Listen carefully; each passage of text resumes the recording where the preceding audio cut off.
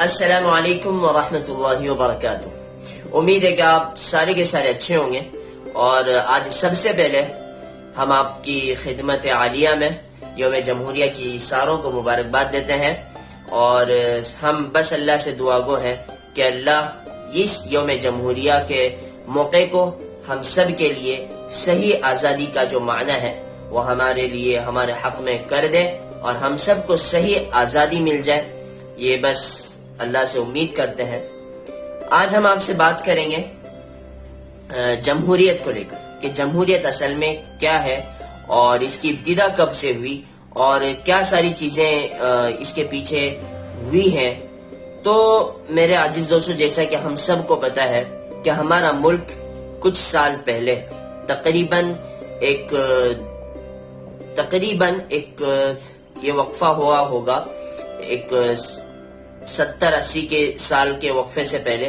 کہ ہمارا وہ غلامی کے چنگل میں، انگریزوں کی غلامی کے چنگل میں سسک رہا تھا، تڑپ رہا تھا۔ ہم انگریزوں کی غلامی جھیل رہے تھے، اور ہم پر انگریز یہ حاکم بن کے بیٹھا ہوا تھا، اور ہم اس کے غلام بن کے بیٹھے ہوئے تھے۔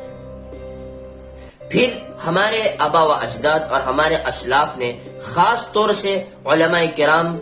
رحمہم اللہ نے، یہ اپنی جد و جہد اور اپنی سعی اور کوشش سے اس دیش کو آزاد کرایا، اور آخرکار بالآخر ان کی کوششوں سے اور ان کی قربانیوں سے 15 اگست 1947 کو ہمارا دیش آزاد ہوا، اور اسے ایک مکمل آزادانہ اختیار دیا گیا کہ آج سے یہ ملک بھارت یہ آزاد ہے۔ اب اس کے بعد میں چونکہ ہر ملک کے کچھ قوانین و ضوابط ہوتے ہیں، تو اس کے لیے اس ملک کے کچھ قوانین و ضوابط نہیں تھے، تو 1950 میں 26 جنوری کو باقاعدہ اس کا لا بنایا گیا، اور ساری چیزیں عمل میں آئیں، اور یوم جمہوریہ کو اس انداز سے پیش کیا گیا کہ آج ہمارے 26 جنوری کو اس بھارت ہندوستان کے یہ مکمل قوانین یہ نافذ کیے گئے، اور یوم جمہوریہ کو اس طور سے یاد کیا جانے لگا کہ یہ ملک یہ جمہوری رہے گا، اور یہاں کے عوام اور یہاں کی سرکار یہ جمہوریت کے مطابق چلیں گی۔ اب مسئلہ آتا ہے کہ جمہوریت کیا چیز ہے۔ جمہوریت کا جو لفظ نکلا ہے وہ جمہور سے نکلا ہے، کہ جتنی زیادہ لوگوں کی سنکھیا کسی کے سپورٹ میں اور کسی کے ساتھ میں ہو، تو اس کی سرکار گھوشت کیا جائے گا اور اس کی سرکار کو مانا جائے گا۔ تو اسی لیے ہمارے ملک میں جو نظم چلتا ہے وہ ووٹوں کا چلتا ہے، اور جنتا یہ سرکار کو ڈیسائیڈ کرتی ہے، اور جنتا جسے چاہتی ہے اسے سرکار کی گدی پہ بٹھاتی ہے، اور جنتا جسے چاہتی ہے اسے سرکار کی گدی سے ہٹا دیتی ہے۔ اور یہاں کے لا میں بھی، یہاں کے قانون میں بھی ایک بات رکھی گئی کہ اگر یہاں پہ کوئی قانون کسی کو نافذ کرنا ہے تو یہاں کے عوام اسے طے کرے گی کہ یہ قانون ہمارے حق میں ہوگا یا نہیں۔ اگر عوام کو لگتا ہے کہ یہ قانون ہمارے لیے نہیں ہے تو عوام اس قانون کے خلاف لڑ سکتی ہے، انہیں مکمل اختیار ہے، اپنے آزادانہ ہر فرد کو اس کا ایک آزادانہ اختیار حاصل ہے کہ وہ ہر ایک کے اب جو اس کی منشا کے خلاف ہے اس کے خلاف وہ آواز اٹھا سکتا ہے۔ لیکن سوال پیدا ہوتا ہے کہ کیا ہمارا ملک آزاد ہونے کے بعد میں ہمیں آزادی نصیب ہوئی ہے یا نہیں؟ بہت بڑا سوال ہے۔ تو اس کا جواب ایک شاعر نے بہت ہی پیارے انداز میں دیا ہے کہ کب ٹوٹے گی یہ زنجیریں غلامی کی، نہیں ٹوٹی ہے زنجیریں غلامی کی، آزادی کا دن تو آتا ہے لیکن آزادی نہیں آتی۔ کہ دن مسلسل چل رہا ہے۔ آزادی کا مطلب کیا ہے؟ آزادی کا مطلب یہ نہیں کہ ہم آزادانہ اختیار سے جی رہے ہیں۔ آزادی کا مطلب ہمارے لیے یہ ہے کہ ہم آزادانہ طور پر ہم اپنے ملک میں رہ کر قانون کی پاسداری کے ساتھ میں ہم اپنے دین پہ جم سکیں اور اپنے دین پہ قائم رہ سکے، ہم اپنے ایمان کی حفاظت کر سکیں، ہم اپنے جان و مال اور عصمت و آبرو کی ہم اپنی حفاظت کر سکیں، تب یہ ہمیں آزادی صحیح معنی میں ہمیں آزادی مل سکتی ہے۔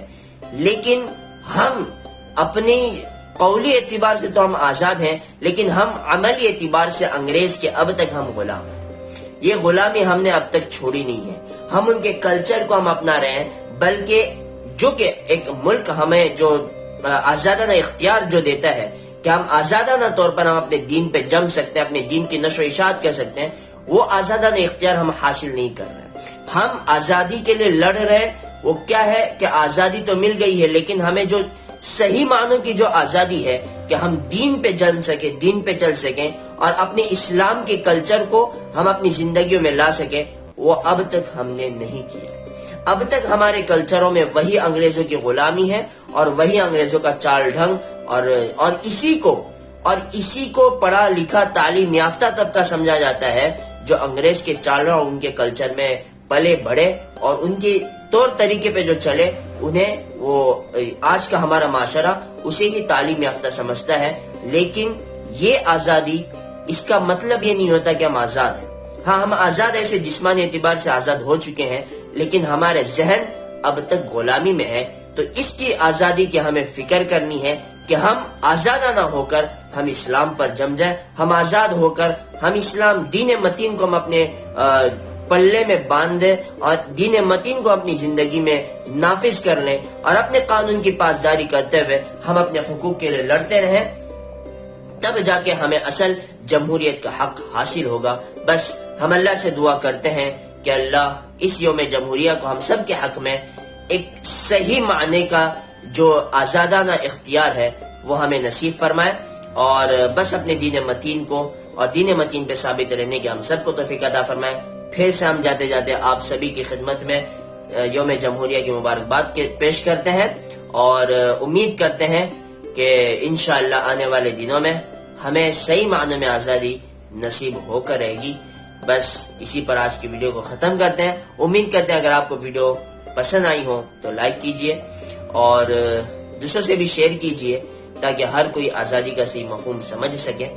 اور چینل نئے ہوں تو چینل کو سبسکرائب کیجئے. ملتے ہیں کل انشاءاللہ کچھ نئی باتوں کے ساتھ, کچھ نئے تجربوں کے ساتھ. کل تک کے لیے اجازت دیجئے. السلام علیکم ورحمۃ اللہ وبرکاتہ.